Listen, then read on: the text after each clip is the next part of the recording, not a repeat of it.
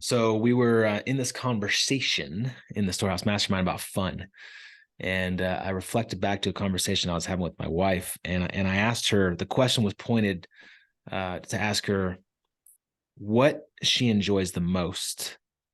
What events, what activities does she enjoy the most for our family? And the thing that she said was our random dance parties that we do, like after dinner. We'll put on just a fun pop hip hop song or something, and we just go after it and just get silly and dance and just have a great time and laugh. And I thought it was really interesting, just that that event that she said was just so enjoyable to her. I don't know. Do you like dance parties, David? Yeah, I love dance parties. I know you And do. actually, I'm shocked that she said that the most enjoyable thing in your marriage had something to do with you. To be quite frankly, Yeah, oh, because yeah. to be quite frank, because it's you. But um, we had an amazing conversation about fun, and what you highlight here is not just consequential and haha and laughing and having fun, but it's consequential to the joy in our marriage, to the joy in our household. And today's conversation was really intriguing to me. It was very eye-opening and very powerful because we started by asking the question, is fun critical? Is it a critical element of life? And to me, fun is absolutely critical because I see it as the glue, the relational glue in a lot of different settings, right? With my wife, laughter, my kids, with my friends. And when you think about fun, a lot of us, especially men, I think significantly discount its importance in our life, and therefore we're not very intentional with it. And even more basic, we don't even define what fun means or looks like in our lives. A lot of us, if asked what is fun, probably couldn't even give very specific, concrete things to do, activities that we derive great joy and pleasure from, and are intentional with those things being relational building blocks. Well, and probably a lot of men will say that fun is their work, right? Cue Stephen. Yeah, and they justify it too. We will say, and we conflate fun with passions. I will say, maybe it's not work, right? Maybe it's looking at real estate deals. Maybe it's building a new business, whatever. We we think that the things that we're passionate about are also the things that are fun. But like we talked about today in the call, I don't think you get the same outcome from those two. I don't think that we were saying what what are the things that help you decompress and give you that mental white space, and um, the things that you are passionate about and you are working on a lot of times don't allow you to decompress, right? Yeah, and I think to turn this into action items, uh, I think the one of the things that came out that was so powerful is when you start focusing on fun as a relationship builder, you're going to say yes to certain things that your kids are asking to do. And you're also going to be conscious of the fact that your kids are probably doing two things. One, they want to do something that they perceive to be fun, right?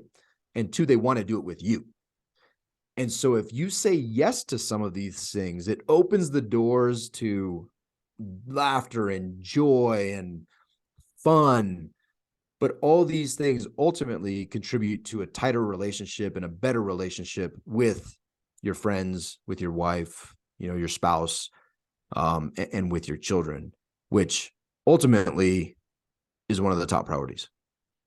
Yeah, last thing I'd like to say, kind of on it, our conversation, one of the members of our group, when he was initially thinking about joining our group, he looked at our kinetic life circle, and he saw the topic of fun, and he kind of just dismissed it. He's like, yeah, that I don't have that in my life and probably never will.